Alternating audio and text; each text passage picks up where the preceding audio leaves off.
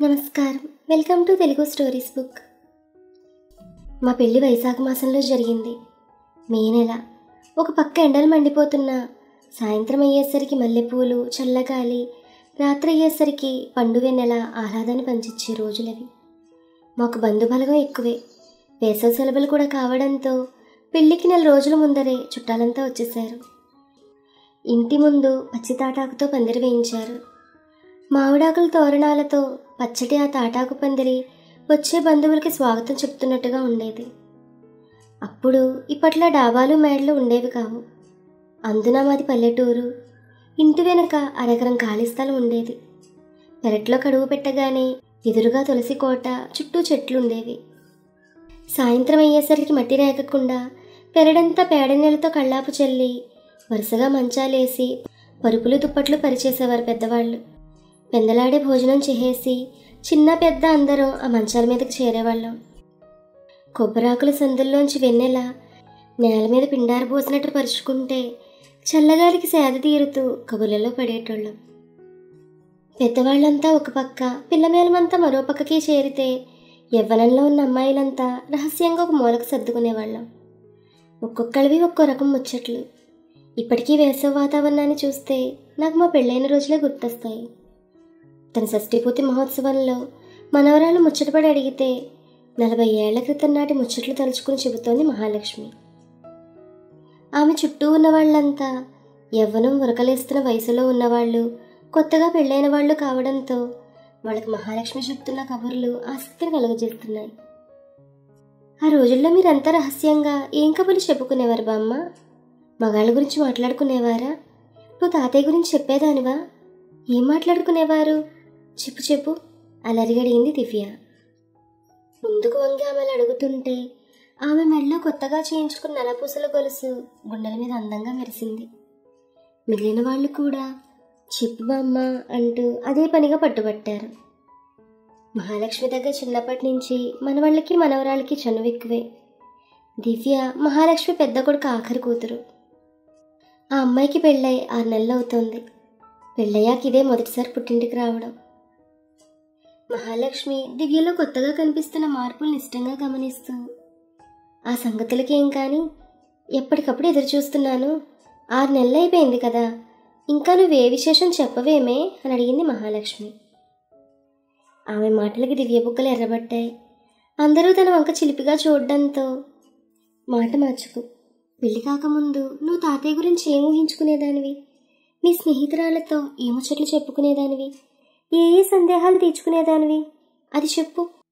చెప్పాల్సిందే అంది బొంగమూతి పెట్టుకుని. ఆ మాటలకి మహాలక్ష్మి ఇబ్బందిగా చూసింది. ఆ వయసులో కూడా ఆమె ముఖం రాగరంజితమై మెరిసింది. కానీ నోరు మాత్రం పెగల్లేదు. అంతలో అటుగా వచ్చిన మహాలక్ష్మి పెద్ద కోడలు వసంత, పెద్దవాళ్ళ దగ్గర ఏంటా మాటలు? ఆవిడని అలంకరిస్తామని చెప్పొచ్చి ఇదా మీరు చేస్తున్న పని? ముందు బయటకు నడవండి మీరు అంటూ వాళ్ళని బెదిరించింది. కానీ దివ్య ఊరుకోలేదు. నువ్వు ముసలిదానివి అయ్యావేమో కానీ నాకు తెలిసి మా బామ్మ ఇంకా యంగే. అందులో ఇవాళ కొత్త పెళ్లి కూతురు కూడాను. ఇవాళ కాకపోతే ఇంకెప్పుడు సరసాలాడతావు? నువ్వే బయటకు నడు అంటూ తల్లిని తరిమేసింది. అందరూ కలిసి మళ్ళీ మహాలక్ష్మి చుట్టూ చేరి చెప్పు చెప్పు అన్నారు. ఆ మాటలకి మహాలక్ష్మి చిన్నగా నవ్వి, మీ అందరి పెళ్ళిళ్ళు నా కళ్ళ ముందు ఇక్కడే అయ్యాయి. మేమంతా పెళ్లి పనుల్లో సతమతమైపోతుంటే మీరు గదుల్లో తలుపులు బిడాయించుకుని ముచ్చట్లాడుకోవడం నాకు తెలుసు. అప్పుడు మీరంతా ఏం మాట్లాడుకునేవారు? మేము అదే మాట్లాడుకునేవాళ్ళం అంది గడుసుగా. అందరూ ముఖాలు ఎర్రగా చేసుకుని నవ్వారు ఆ మాటలకి. ఆ సంగతి సరే, మరంతా నువ్వు ఊహించుకున్నట్టే జరిగిందా? తాతయ్య నిన్ను ఎలా ఇబ్బంది పెట్టాడు అది చెప్పు అంది దివ్య. ఛీ వండర్రా, ఏమిటా మాటలు అని మహాలక్ష్మి ఇసుక్కుంటే, షష్ఠీపూర్తి సందర్భంగా మంచి సరసమైన కథ చెప్తావు అనుకుంటే మమ్మల్ని డిసప్పాయింట్ చేస్తున్నావంటూ ఆమె ముస్తాబు పూర్తి చేశారు అందరూ కలిసి. బీరువాలో ఉన్న 7 వారాల నగలన్నింటినీ తీసి అలంకరించబోతుంటే, ముసలిదాన్ని ఇవన్నీ నాకెందుకర్రా, మీరు పెట్టుకోండి అంటూ వాటిని తిరస్కరించి అందరికీ తలొకటి పెట్టిందామె. ఆ బీరువాలోనే ఎడం పక్కర్లో నా పట్టు చీరల కింద సీక్రెట్ అరలో ఎర్రరాళ్ళ నెక్లెస్ ఉంటుంది. అది మాత్రం పెట్టండి నాకు చాలు అంది. ఇన్ని నగలు వదిలేసి అదేందుకు పెట్టమంటున్నావు? అంతేకాక సీక్రెట్ అరలో అంత అపూర్వంగా దాచుకున్నావు. ఏంటో దీని స్పెషాలిటీ? బీరువాలోంచి నెక్లెస్ తీస్తూ అంది రెండో కూతురు రవళి. కానీ మహాలక్ష్మి మాట్లాడలేదు. ఆ నెక్లెస్ ఆత్రంగా అందుకుని మెడ దగ్గర పెట్టుకుని అద్దంలో చూసుకుంది. ఆమె కళ్ళ వెనుక ఏవేవో జ్ఞాపకాల తెరలు కదిలాయి. అంతకుముందు తాము కష్టపడి చేసిన ఏ అలంకరణని పట్టించుకొని ఆమె ఆ పాత నెక్లెస్ని పెట్టుకుని మాత్రం మురిపెంగా చూసుకోవడం ఆశ్చర్యం అనిపించింది వాళ్ళకి. ఈ నెక్లెస్ అంటే తాతయ్య గారికి బాగా ఇష్టమా అని అడిగింది మహాలక్ష్మి పెద్ద కూతురు కోడలు ప్రియ. ఆమె ఆ నగని అంత అపురూపంగా చూడడం వెనుకున్న కారణాన్ని ఊహిస్తూ. అది నీకు తాతయ్య మీ శోభనన్నాడు ప్రజెంట్ చేశాడా? అంతా తలో రకంగా అన్నారు. కానీ మహాలక్ష్మి తలడ్డంగా ఊపింది. అదేం కాదు, అసలు ఆయనకి నెక్లెస్ కొనడమే ఇష్టం లేదు. నేను పట్టుబడితేనే కొన్నారు. ఈ నెక్లెస్ అంటే నాకే వల్లమాలనే ఇష్టం అంది. వాళ్ళు ఆశ్చర్యంగా చూశారు ఆమె వంక. అయితే ఈ నెక్లెస్ వెనక ఏదో కథ ఉన్నట్టుందే అన్నారు. అవును, పెద్ద కథే ఉంది. 40 ఏళ్ల నాటి కథ, నాకు చాలా ఇష్టమైన కథ అంది. ఏంటా కథ? చెప్పు అన్నారు అందరూ. మీరంతా మా సరసమైన కథ వినడానికి ఉత్సాహపడుతున్నారుగా, చెప్తాను వినండి అంటూ చేతిలో ఉన్న నెక్లెస్ని అపురూపంగా చూసుకుంటూ చెప్పడం మొదలుపెట్టింది మహాలక్ష్మి. పెళ్లినాటికి నా వయసు 16 ఏళ్ళు. వివాహం గురించి కానీ దాంపత్యం గురించి కానీ పెద్దగా అవగాహన లేని వయసు. అసలు మా పెళ్లి కుదరడమే ఎన్నో మలుపులు తిరిగి విచిత్రంగా కుదిరింది. మీ తాతయ్య ఏజెన్సీ ఏరియాలో ఒక మారుమూల పల్లెటూరులో టీచర్గా అప్పుడే కొత్తగా ఉద్యోగంలో చేరారు. పెళ్లి చూపులకి ఏ హంగు ఆర్భాటాలు లేకుండా వచ్చారు. ఎప్పట్లాగే పెళ్లివారందరూ వెళ్ళిపోయాక అందరూ నా చుట్టూ చేరి పెళ్ళికొడుకు నచ్చాడా అని అడిగారు. కానీ నాకేం సమాధానం చెప్పాలో తెలియలేదు. అసలు నాకేం అనిపించలేదు. నా అభిప్రాయాలతో పని లేదన్నట్టుగా వారం తిరగకుండానే పెళ్లివారి నుంచి కబురొచ్చింది, ముహూర్తాలు పెట్టుకునేందుకు రమ్మని. సరిగ్గా అప్పుడే కథ అనుకోని మలుపు తిరిగింది. మంచి సాంప్రదాయం కలిగిన కుటుంబం అని వెనక ముందు చూడకుండా పెళ్లి చూపులకు రమ్మన్నారట మా వాళ్ళు. ఆ తర్వాత తెలిసింది వాళ్ళు పెద్ద ఆస్తిపరులు కారని. ఇటువైపు మా వాళ్ళంతా పెద్ద మోతుబర్లేం కానప్పటికీ పిల్లని తెచ్చుకునేటప్పుడు లేని కుటుంబం నుంచి తెచ్చుకోవాలని, ఇచ్చేటప్పుడు కలిగిన కుటుంబంలో ఇవ్వాలన్నది మా వాళ్ళ సిద్ధాంతం. అందుకే వారంతా ఆలోచనలో పడ్డారు. తీరా చూస్తే వాళ్ళేమో పిల్ల నచ్చిందని తొందర పెడుతున్నారు. వాళ్ళకి ఏమని సమాధానం చెప్పాలో మా వాళ్ళకి అర్థం కాలేదు. అప్పటికే బంధువర్గంలో వాళ్ళు వచ్చి నన్ను చూసుకున్నారన్న సంగతి, వాళ్ళకి నేను నచ్చానన్న సంగతి పాకిపోయింది. అలాంటి సందర్భంలో సంబంధం వదులుకుంటే చెడ్డ పేరు వచ్చి మళ్ళీ మా కుటుంబంలోని ఆడపిల్లలకి పెళ్ళవుతుందా అన్న మీమాంస ఒక పక్క జరుగుతున్నా దాన్నంతా సినిమా చూస్తున్నట్టు ఎటువంటి ఫీలింగ్ లేకుండా చూస్తూ ఉండిపోయాను.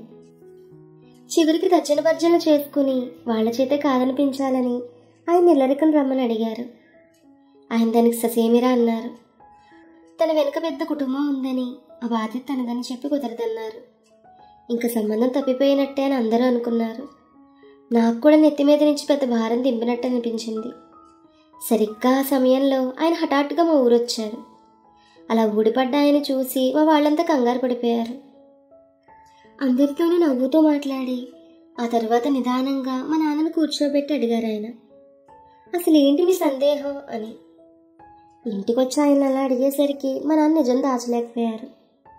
నాన్న మాటలు విన్న ఆయన చిన్నగా నవ్వేసి, జీవన మాధుర్యాన్ని ఆస్వాదించడానికి డబ్బుతో పని లేదు. మీ అమ్మాయి నాకు బాగా నచ్చింది.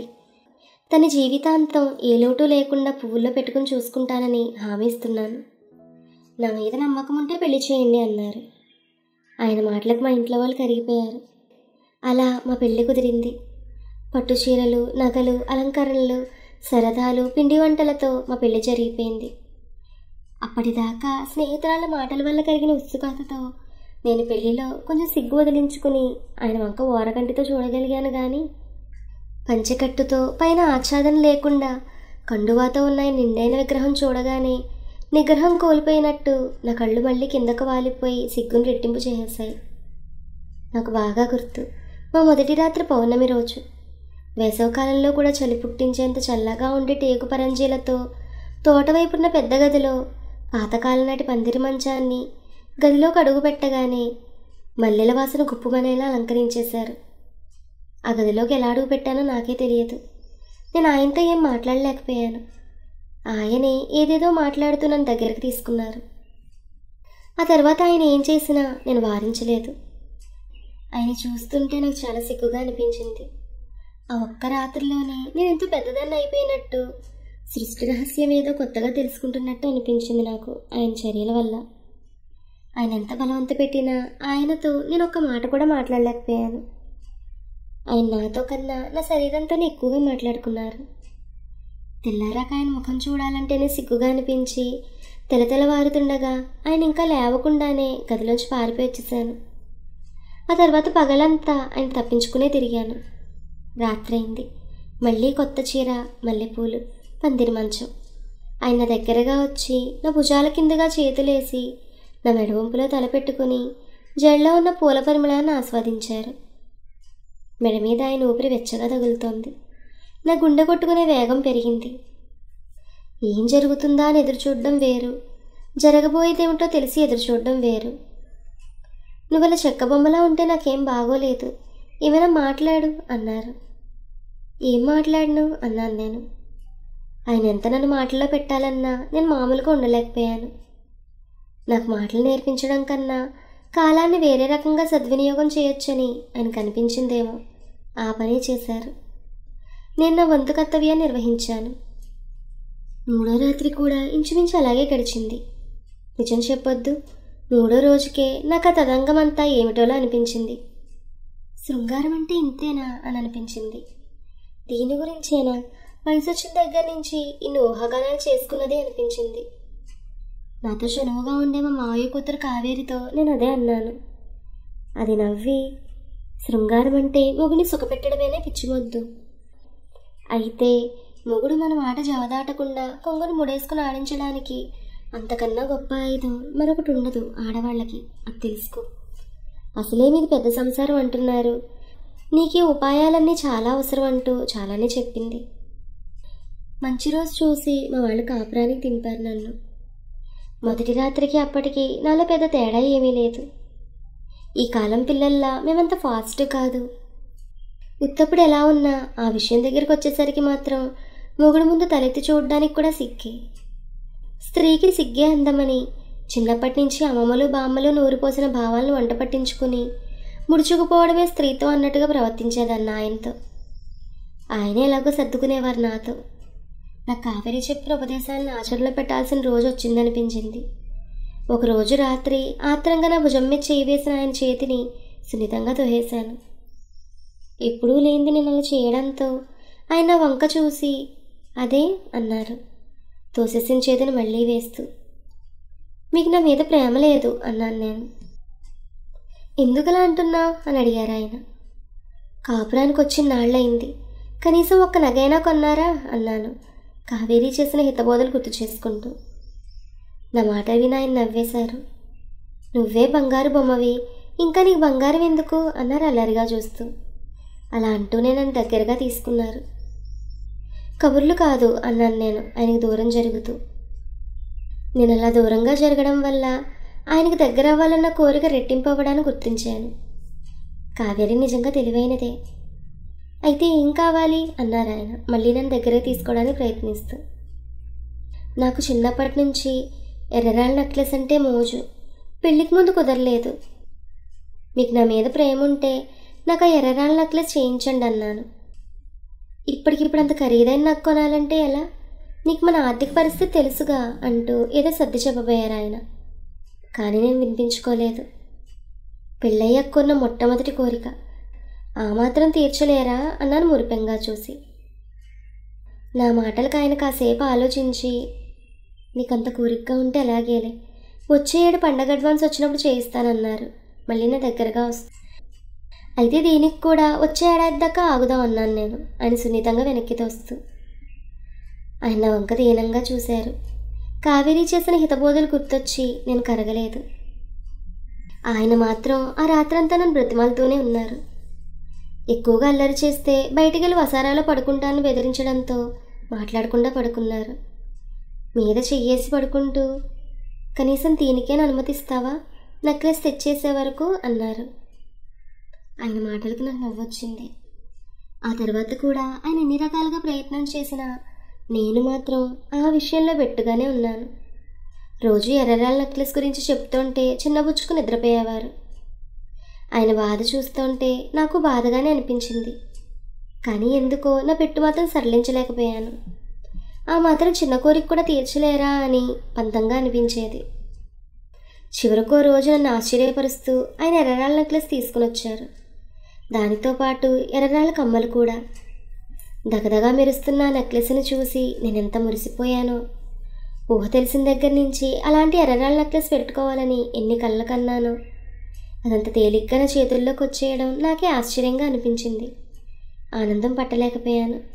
ఆ రోజు రాత్రి దాని మెడలో అలంకరించుకుని అద్దంలో చూసుకుని ఉరిసిపోతుంటే వెనక నుంచి వచ్చి ఆయన నడుం చుట్టూ చేతులు వేశారు. ముడుపు చెల్లించేశాను కదా, ఇకనైనా దేవి గారు ఈ భక్తుని కనికరిస్తారా అన్నారు. నేను సంతోషంగా వెనక్కి తిరిగి మొట్టమొదటిసారిగా నా అంతటి నేను ఆయన ముద్దు పెట్టుకున్నాను. ఆ క్షణంలో ఆయన ముఖంలో కనిపించిన భావాన్ని వర్ణించడం సాధ్యం కాదు. ఎప్పుడూ లేనంత ఆవేశంగా నన్ను చుట్టేశారు. చాన్నాళ్ల విరహతాపాన్ని చల్లార్చుకోవాలన్నా ఆయన ఆత్రాన్ని తీర్చాలన్న తాపత్రయంలో నేను కూడా అప్రయత్నంగానే నాలోని బిడియాలన్నింటినీ పక్కకు నెట్టేశాను. అప్పుడు నాలో కలిగిన మార్పులు ఆయన్నే కాక నన్ను కూడా ఆశ్చర్యపరిచాయి. మంచు ముక్క నీటిలో కరిగిపోయినంత హాయిగా ఆయన కౌగిల్లో కరిగిపోయాను నేను. ఆ సమాగమంతో మొట్టమొదటిసారిగా శృంగారంలో ఉన్న రసానుభూతి ఏంటో తెలిసింది నాకు. నువ్వు ఇలా చెక్కబొమ్మలా ఉంటే నాకేం బాగోలేదు అని రెండో రాత్రి ఆయన నాతో అన్న మాటలకు అర్థం నాకు అప్పుడే తెలిసింది. శృంగారంలో ఆనందం ఎదుటి వాళ్ళు ఇచ్చేది కాదని, మనం తీసుకోవాల్సిందని నాకు ఆ రోజే మొదటిసారిగా తెలిసింది. ఇంత అద్భుతమైన అనుభవం ఇస్తానంటే రోజు ఎర్రరాళ్ళ నెక్లెస్ తీసుకొస్తానన్నారు ఆయన. ఆయన మాటలకు నేను సిగ్గుపడ్డాను. ఆ తర్వాత నాకు ఎప్పుడు అనుభవం యాంత్రికంగా అనిపించలేదంటూ ముగించింది మహాలక్ష్మి. మా మేనత్త కూతురు కావేరి మాటలు విని ఈ ఎర్రరాళ్ళ నెక్లెస్ని ఆయన నుంచి లంచంగా అడిగిన ఇది మాత్రం సుఖ సంసారంలోని తీయదనాన్ని మా ఇద్దరికి రుచి చూపించి జీవితాన్ని చివరి వరకు నిత్యనూతనంగా ఉంచుకునేట్టు చేసింది. ఆ తర్వాత ఆయన నాకు ఎన్నో నగలు చేయించినా దీని మీదున్న ఇష్టం మరి దేని మీద ఉండదు నాకు. ఆ విషయాన్ని మీ తాతయ్యకి ఎన్నోసార్లు చెప్పానంటూ ఎర్రరాళ్ళ నెక్లెస్ని తన మెడలో అలంకరించుకుంది. తన మాటలు వింటున్న మనవరాళ్ల ముఖాల్లో ఏవేవో జ్ఞాపకాలు కదలాడటం, ఆలోచనలో పడ్డం గమనించి మహాలక్ష్మి నవ్వుకుంది. అంతలో ఇలా చూడండి అంటూ గట్టిగా అరుస్తున్నట్టుగా అన్న దివ్య మాటలకి అందరూ ఉలిక్కిపడి ఆమె వంక చూశారు. బామ్మ, నీ ఎర్రరాళ్ళ నెక్లెస్ లాంటిది తాతయ్య బీరువాలో ఇంకొకటి ఉంది చూడు. బీరువాలోంచి తీసిన బట్టలు సర్దుతున్న దివ్య అందులో కనిపించిన నెక్లెస్ను చూస్తూ గట్టిగా అంది. అవునా అంటూ అందరూ ఆమె చుట్టూ మూగారు. ఆమె చేతిలో ఉన్న నెక్లెస్ని చూసి ఆశ్చర్యపోయినట్టుగా నోరు వెళ్ళబెట్టారు. అది అచ్చుగుద్దినట్టుగా మహాలక్ష్మి మెడలో ఉన్నలాంటి నెక్లెస్సే. ఒకేలాంటి నెక్లెస్లు రెండున్నాయేంటి? తాతయ్య తను అన్నట్టుగానే నీకు రోజుకో ఎర్రరాళ్ళ నెక్లెస్ చేయించేవాడా? ఇలాంటివి ఇంకా ఎన్నున్నాయేంటి? ఆశ్చర్యంగా అల్లరిగా అడిగింది దివ్య. ఆ మాటలకు మహాలక్ష్మి చిన్నగా నవ్వింది. అదేం కాదు, అలాంటిది ఇంకొక్కటే ఉంది. అదే ఈ కథలో కొసమెరుపు. ఆ మాటకు అందరిలో నిస్కత పెరిగింది. ఏంటా కొసమెరుపు? చెప్పు చెప్పు అన్నారు ఆత్రంగా. మహాలక్ష్మి తిరిగి చెప్పడం మొదలుపెట్టింది. అప్పట్లో నాకు తెలియదు, కానీ ఆ రోజు నేను కోరిన కోరిక చిన్న జీతగాడైన మీ తాతయ్యని చాలా ఇబ్బంది పెట్టింది. పండగ అడ్వాన్స్ రాగానే నెక్లెస్ చేయిస్తానని నాతో మాట వరుస కన్నా ఆ అడ్వాన్స్ నగ చేయించడానికి ఏమాత్రం సరిపోదని ఆయనకు బాగా తెలుసు. అప్పటికలా సర్ది చెప్పి దాటేద్దాం అనుకున్నారు. కానీ నేను మాత్రం ఆ ఎర్రరాళ్ళ నెక్లెస్ చేయిస్తేనే అది అంటూ రోజులు తరబడి ఆయన నా విషయంలో పస్తులు పడుకోబెడుతున్నాను. కళ్ళ ముందు ఊరిస్తూ కనిపిస్తున్న నన్ను చూస్తూ తట్టుకోలేక చివరికి వెండిలో చవకరకం ఎర్రరాళ్లతో నెక్లెస్ చేయించి బంగారు పూత పూయించి తీసుకొచ్చి నాకు ఇచ్చారు. నేనది బంగారందే అనుకుని మురిసిపోయాను. దాని ప్రభావం వల్ల ఆయనతో నా ప్రవర్తనే మారిపోయింది. మా దాంపత్యంలో వచ్చిన చిక్కుముడిని ఆ వెండి నాకు పరిష్కరించగలిగింది. కానీ ఆయనలో మాత్రం రోజు రోజుకి అపరాధ భావాన్ని పెంచసాగింది. నిజం తెలిస్తే ఆయన చేసిన మోసానికి నేను ఎక్కడ బాధపడతానోనని మదనపడేవారు.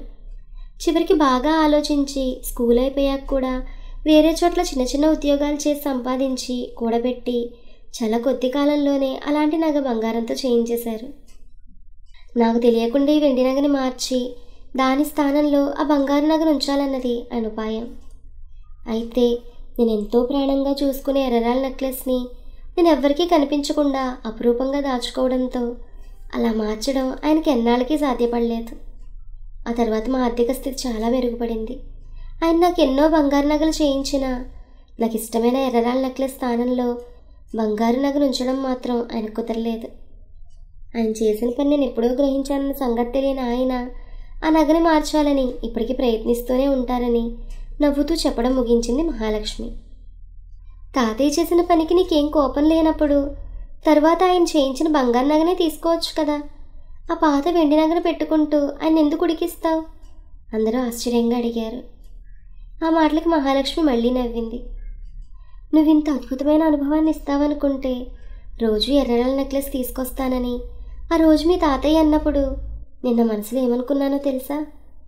ఈ అనుభవాన్ని ఇంత అద్భుతంగా మలుచుకోవచ్చని తెలిస్తే నేను అసలు మిమ్మల్ని నెక్లెస్ అడిగేదాన్నే కాదని అనుకున్నాను. మాకు జీవన మాధుర్యాన్ని రుచి చూపించిన ఈ వెండి నగ ముందు బంగారందైనా ఆ నగ దిగదుడిపానన్న నా అంతరంగాన్ని మీ తాతయ్య అర్థం చేసుకోనందుకే ఆయన ఎప్పటికీ ఉడికిస్తూ ఉంటాను అంది మహాలక్ష్మి. సరిగ్గా అదే సమయంలో కిటికీ దగ్గర అలికిడవడంతో అటు చూసిన దివ్య ఆశ్చర్యంతో, బామ్మ అదిగో తాతయ్య పారిపోతున్నాడు, ఇప్పటి వరకు మనం మాట్లాడుకున్నదంతా వినేశాడు అంటూ గట్టిగా అరిచింది. ఈ కథ మీకు నచ్చితే please like, share and subscribe to our Telugu stories book. Thank you.